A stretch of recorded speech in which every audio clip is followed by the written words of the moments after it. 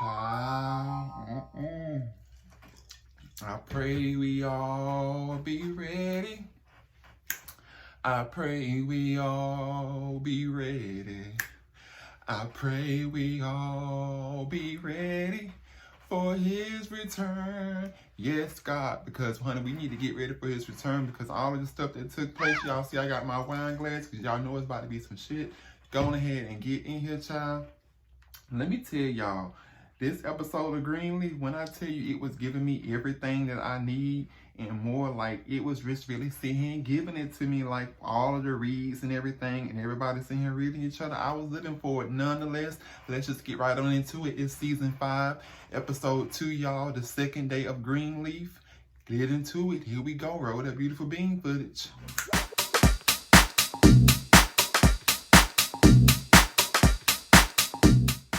Yes, honey, I pray that we get all of our business straight so that we can meet one day. Yes, get into it. And y'all see I still got on the same outfit because, honey, I thought there was going to be a wedding. And come to find out, it wasn't no wedding. They end up having to hold it off because AJ done sit here and damn tried to kill himself. Lord bless his soul, honey. Y'all sit here and say a prayer for AJ. But nonetheless, we got Jacob who is trying to look through papers and stuff of Mac's old warehouse storage that we saw in the previous episode. Meanwhile, we see that he gets a fishing box and a fishing pole that clearly we know is going to be some kind of foreshadowing to, further down along in the episode. So we see that take place. Next, we see Grace at the hospital with Sophia. They're both waiting for the doctor to come out and tell them, as far as did AJ make it or not. We come to find out that they was able to get AJ stabilized. He had lost a lot of blood. And meanwhile, the doctor asks Grace, did she receive any cuts or anything like that from the razor, that AJ cut himself with? And, Grace responds that no, she didn't receive any cuts. But, honey, I'm saying like, oh, shit, here we go, child. Because y'all know that in the previous episode, I was reading in some of the comments, it was already being stated that, AJ may have some kind of illness. So I'm thinking that it could either be AIDS, hepatitis A, B, C, D, E, F, G, H, I, M, J, K, L, M, N, O, Q. Look, we don't know. But all I know is that whatever is going on, it's in relation to something that's got to do with a blood disorder problem. There's something that's got to do with blood, as far as transference through blood. So we see that also as far as a foreshadowing into what's to come once we find out what AJ has. Next, we see Lady May with James. We find out that the wedding was put on hold as a result of AJ, being in the hospital. She's currently in distress, honey. She don't know what to sit here and do with her life. Y'all know Lady May was already fasting, honey. She probably about one cracker away from sitting here falling out on the damn floor. But nonetheless, honey, she's trying to push on and be the matriarch, that she needs to sit here and be and just, keep the thing going. So we see that take place. Next, we see Charity ass walk into the damn dining room, honey. And we see Lady May with a look of disgust on her face. Charity mentions that, Mama, but I was invited to the wedding. Because, at this point, we can see that between James and Lady May that, there's still some kind of tension going on. And Charity seems kind of confused, wounded bird, God is good, Charity. She seems kind of confused as to what's going on because, she felt like that, well, if Lady May was so disgusted with her, then she didn't want her to be at the wedding, and why did she get an invite? And, Lady May says, it's only because your father sit here and asked me to sit here and invite you, otherwise you wouldn't be saying invited. And then she also goes to sit here and mention that, after all, she was the one to sit here and get AJ arrested as well as give the whole church away. So, basically indicating that she's the cause for Lady May's, being in distress right now. Honey, it's just a lot going on. Honey, I cannot take these people. These people want to sit here and leave me the damn drinking. Then she also goes to sit here and say, she said that if she had it her way, she'd be sitting under the tree in a potter's field with a doses cap on, in the cold swinging shadow of your favorite Bible hero. And Charity goes to respond, Naomi? And Lady May says, Judas. Says, see there, you don't listen. That's what your problem is. You don't listen. You always see him messing up stuff. You can't even get that right. Y'all, I'm not sitting here finna sit here and mess with Lady May, honey. She be giving me everything. Charity storms off nevertheless. And we have the next scene that takes place. to Zora and Carissa talking about suicide. Carissa basically asks Zora, if she has any suicidal thoughts, would she come and tell her? Zora kind of gives her the typical Zora response where she kind of seems so bothered and just over her mother, honey, considering her antics and all of that. And, Zora basically says, I talk to Jesus every day. And then we go into the next scene to where we see Grace researching suicide, just to kind of, as far as see what are some of the signs, so that she's better educated, as far as, when it comes to suicide prevention, and as it pertains to AJ, of course. Meanwhile, Darius calls Grace, and that's when, Darius finds out. Grace says that AJ just tried to kill himself, but he hasn't had a psych evaluation yet. And so she wants to know why, Grace wants to know why Darius called. And basically, he says that he came upon some old dirt. Darius is always being that PI detective, honey. He's always calling with the dirt and with the tea. So he says that, he's going to visit Cal. For those of you that may not know who Cal is one of the pastors of Harmony and Hope, as I see him call it. And basically, to try to convince to do a sit down with Bob. To try to, as far as getting more info and intel on this whole merger thing. Meanwhile, they take a trip down to go visit Cal because Darius was able to convince Grace that, he would drive since she was too tired to drive, and that since she had some free time before she goes back to see AJ in the hospital. So they're going to take a trip to go and see Cal. Meanwhile, Sophia calls Dante, honey. I think you better call Dante. Hey. Call him. So she calls Dante to see what's going on with Nikki and doesn't get an answer. So, that's that. And then Bishop and Lady May visits the bar of Mavis, who is Lady May's sister. And basically, Bishop, James had proposed the idea that they can turn this bar into a church since there's no rent that's owed on it. However, they're needing, Lady May wants to ensure that, her sister's permission has been granted to sit here and tear down the whole bar or either make it into a church, even though the bar was willed to Grace. So there's that whole situation right there. So basically they get into it at the bar, and Lady May tells James that, either they can gut it or start fresh, or she's out, because she's not sitting here with the antics. She's not here with the bull. She's just sitting here trying to get her sanity back as far as from all of this fasting stuff, honey. I told y'all that she's probably about one cracker away from passing out as far as when it comes to her needing to eat, honey. She probably needs to eat something. She can't think straight. I done told y'all, honey, her blood sugar probably might be low. Somebody go get her a cookie or a cracker or something right now, because she ain't thinking straight.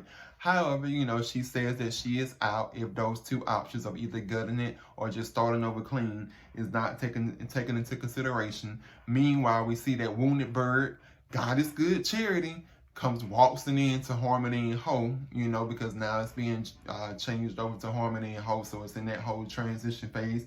We see her waltz in, honey. She thinks she about to see him go into her office. Baby, she walks into that office and see all of that shit has been covered up and everything. And she asks, one of the ladies that works there, what's going on. She says that the office been painted plantation pink, honey. Plantation linen, honey. Yes, get into it for the plantation linen. Look, Charity was over. She storms into Phil and says that you done let this woman have my office, meaning that she done let Judy have her office. And Phil says, where it would be a bad looking that the first lady always, as far as the head of, I guess, whoever works at the church, as far as when it comes to the female position, should always have the office just as for image wise. And to be, I guess, as far as how it looks, from the church's public perspective. And so, honey, Charity gets mad, honey, because she done found out that her office is being renovated and let some other lady sit here and take it over, honey. She done knocked all the shit off damn field desk and done sit here and stormed out, honey. Meanwhile, we see that Noah finally done sit here and made it, honey, after he done traveled 40 days and 40 nights, honey. What the hell Noah ass been at? We've been trying to see where he's been at for the past 40 days and 40 nights. And he come finally showing his ass up at the hospital trying to be the concerned father and stuff to see what the hell going on. So we see that Noah finally arrives. He basically tells Grace that Isabel wants a divorce. I guess so, honey. You've been gone for 40 days and 40 nights. What else you expect? So then we see that situation unfold, and we see Zora unpacking, meanwhile, her wash clothes.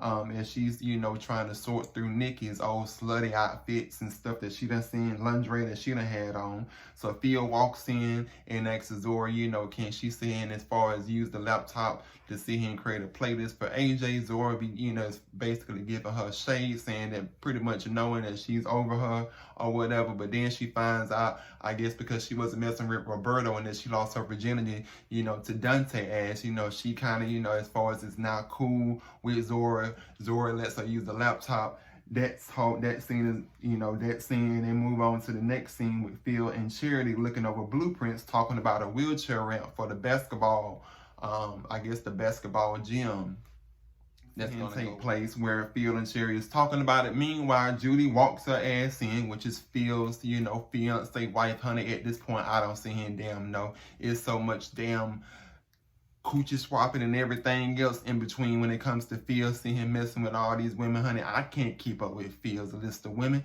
All I know is that Judy walks in and is pretty much taking jabs at Charity, honey.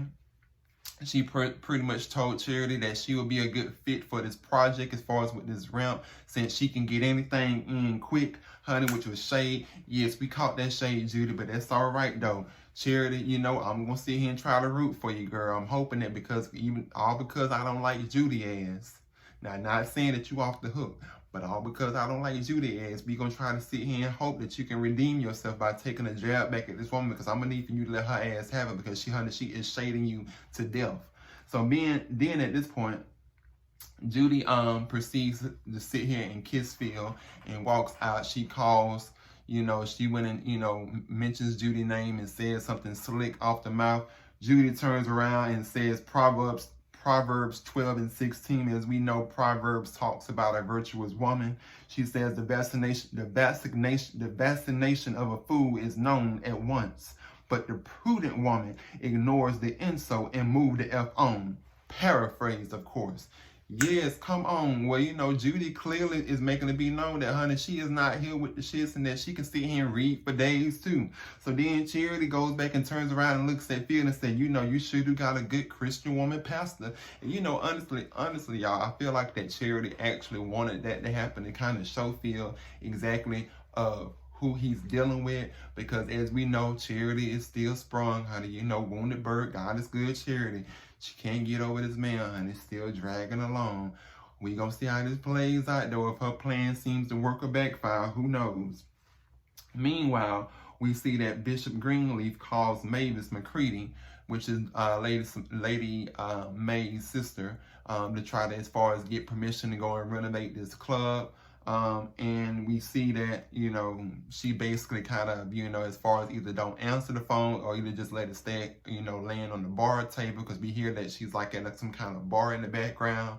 We see that an assistant answers the phone, but we don't actually see Mavis pick up the phone. So I assume that she don't want to talk to Bishop at this point, nor has any intention on talking to Bishop. So then there's that whole thing. Meanwhile, Grace and Nora have a discussion, and basically, you know, she just doesn't, you know, she's expressing to him how, you know, he just can't come in here after being gone, similar to how she's been gone for 3 years, how she's been, in the part as a part of the family. She's came back from wherever she came back at and has been a part as far as of the whole Greenleaf family again for 3 years, and how she still struggles with feeling a part of his family. She uses that in contrast to tell Noah that he just can't waltz his ass back in here thinking everything will be all peaches and cream when his ass been gone for 40 days and 40 nights. So there's that whole situation right there. And then he mainly says, well, you know, this just because, you know, that's what you do all the time doesn't mean that this is how this situation is going to sit here and go. She gets an attitude and tells Noah ass to sit here and take it back right now. He says he takes it back and that he'll see her ass at the same time tomorrow, which is at the hospital waiting for AJ to sit here and come to his senses, because as of right now, AJ don't want to see now one of them, nor Grace, nor for whatever reason, because he's upset or either he's just too ashamed. I don't know. Like I said, there's something going on with his test results, as we know. So we will find that out, I guess, in the next episode eventually. Next scene that we see Lady May sitting on the step with Grace, and basically just talking about AJ not wanting to see her. Speaking of, children not wanting to see their kids and parents not wanting to see their kids, we see Charity pull up in her Audi child looking all worried and bothered and everything, and she's basically, telling Lady May and Grace because they giving her nasty attitudes and nasty side looks like they be doing in the amen corner. When the church mother sees somebody coming in with a too short dress on, y'all. They up here giving her dirty looks, and so Charity goes to see him and say, is this how it's gonna see him be forever? Are we really gonna see him live the rest of our lives like this? And basically, just, indicating that she's kind of over it and that she wants to see him make amends and, reconcile with her sister and then her mother. So we see that take place. Lady May says that she's fresh from the grave of fate, and that she don't know what real problems look like, is what she told Charity. So that was that whole situation right there. Next scene, we see Zora waits for her parents, Jacob and Carissa, to come back in. Now, y'all, baby, when I tell y'all this was the Reeds for life, because baby, Jacob and Carissa came back in. Zora said, pretty much y'all about to see him get a damn divorce. And Jacob told Zora to watch her language. She going storm off. Now we got Jacob and Carissa see him arguing, y'all. And the first thing that Jacob goes and sit here and say is that, this is pretty much because of you. And so Carissa goes on to sit here and say, telling Jacob, pretty much that she spent the last 20 years wiping his creeping ass. Meanwhile, honey, Jacob comes back with the read, comes back for the win, and see him tells Carissa, wow, you see him taking your slut meds, honey. Come on, slut meds. Honey, what is slut meds? Honey, I ain't never heard slut meds a day in my life, honey. Who says slut meds? I said, yes, come on, Jacob. Jacob been studying the school of reeds and shade, honey, because that was shade down to the T. He said, you been sitting here busy taking your slut meds. Yes, one time.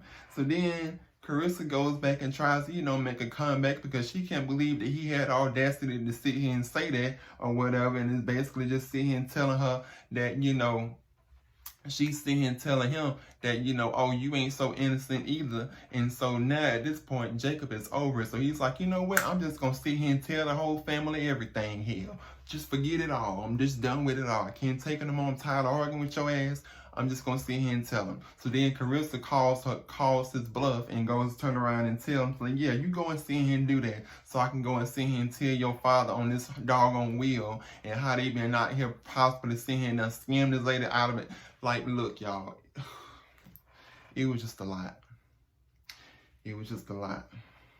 You know, see, he ain't got excited. I can't even see him get it out there. By now, I'm knocking my camera off, honey.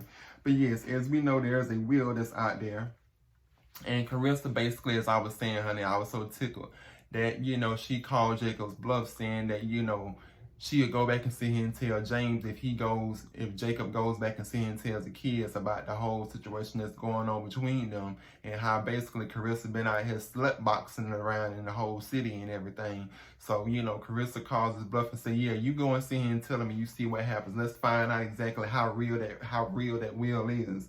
Meanwhile, next we see that Sophia hands a thumb drive to Grace, which has his music on. I don't know what's so specific about this thumb drive they keep bringing up, y'all, but clearly there's some meaning to it, because the thumb drive is meant for AJ as far as to listen to music and have a playlist to listen to while he's in the hospital. So we have that scene that takes place there. Don't know if it's a foreshadow into something else. Next, we see Charity wants to talk to Grace with a letter, which she offers a poem wrote to Eating, as we know her child, that she ended up losing, she stated. There was a poem that she wrote to Eden, and basically Charity, Wounded Bird Charity, walks in, here we go, trying to see him make amends with Grace, comes in and offers to, as far as let Grace either have or read this poem and hope that, it creates a bond between them, since she says that she can relate to losing a child in contrast. So we have that, and basically Grace, looks at her and says that she's basically still doesn't understand how you can turn her son's suicide into this whole self thing about, you and just making it all about you, Charity, as always. Charity gets mad and say, you know what, you and Mama deserve each other, and walks her ass off as she does with every other scene, always storming off everywhere. Next, we have Bishop done called the contractor, honey, despite being unable to get in contact with Mavis, which I already know there's about to be some ish behind her. I guess we about to see big old Oprah Winfrey see him make a return, her debut return, because I already know once all that comes to her head, that she's not going to be too happy to know that this contractor done proceeded forward into tearing up this damn bar. So we see that scene happens, and then James wants to set a date with Lady May, which Lady May said that we had already discussed. James clearly has a look of confusion on his face to see him, as far as not knowing that there was a date already set. Lady May says, yes, we set it for June the 14th on Flag Day.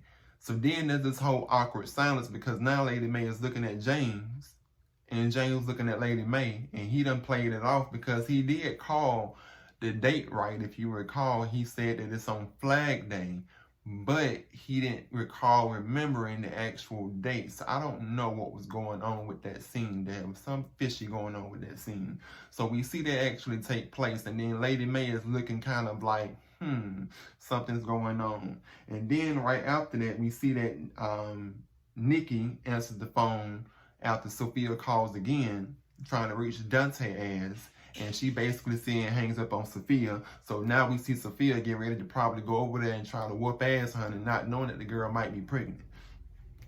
Just a whole bunch of mess. I told y'all this was a mess. What my damn glass at, honey?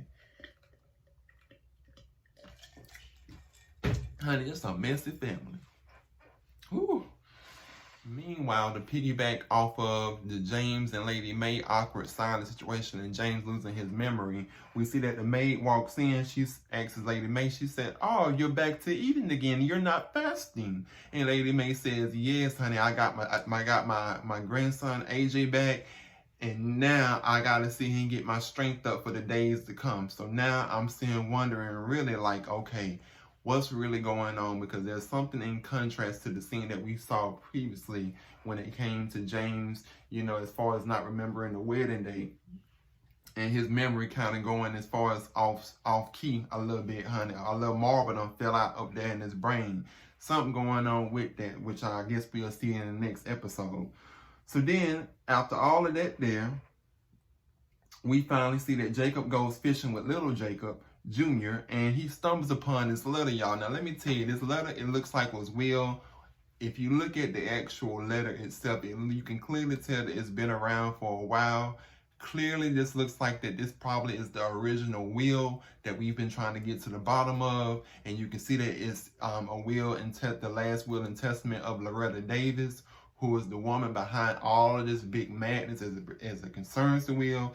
Then we see that Jacob calls out a name, Daryl James.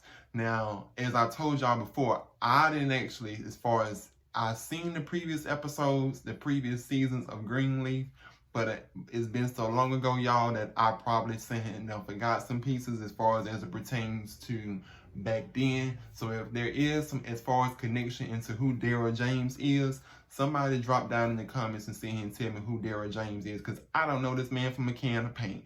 But nonetheless, we see that Jacob mentions the name Daryl James. Last, we see Bishop James putting on a 45 album record, which he's, as far as reminiscing and just thinking about, I guess, good old times, honey. Who knows? His memory is probably about gone at this point, so I don't know. All right, y'all. So then next we have Zora walks in, honey, and tells Sophia that her titty pic, honey. Now, when did Sophia send a titty pic out somewhere? She basically walks in, honey, tells Sophia that why is her titty pic all over social media. She says that she sent it to Dante. Well, apparently not, honey, because now the pic is everywhere, honey. You can only imagine what her mama about to see and say now, child. Meanwhile, speaking of her mama, Grace receives a call from Cal, one of the pastors from Hope, Harmony, and Hope. And basically he said the words Edenville Linden is what he said. He said that was the only thing he was going to say. He said it had to be off record and that nobody else could know about it but her. And he told Grace to tell that reporter, Darius, as the PI, to stop seeing him as far as trying to get in contact with him. He was going to leave it at that. So now we see that take place. Meanwhile, Grace enters the hospital again, waiting to see AJ. And while that's taking place and while this whole episode is coming to an end, we see Jacob finally show up to the apartment of guess who, y'all? Just guess who he showed up to the apartment with. Tasha Skanks, yes, old Skanks, basically trying to find out where Bessie ass at. And Tasha says that Bessie ass is no longer here with us on Earth, honey. He done passed over to Jesus. And that's how the episode ends. So who knows what's about to see and happen now, honey. It's just so many loose ends that I don't see and know as far as how this is going to play out in the next episode. So I'm anxious to sit here and see, y'all. I need to see what's going on because it's just too much going on. This family, it's just got too much mess going on in it. Nonetheless, child, since this wedding and sit here and go take place as I had to sit here and hope, and I had to sit here and try to find my way to the actual reception, honey, to see if they had any more food left before they had packed all the shit up. Let me go ahead and get out these wedding clothes and sit here and come back at y'all with another review soon. Stay tuned. Mr. 6'8". Until next time, my fun sizers, be blessed.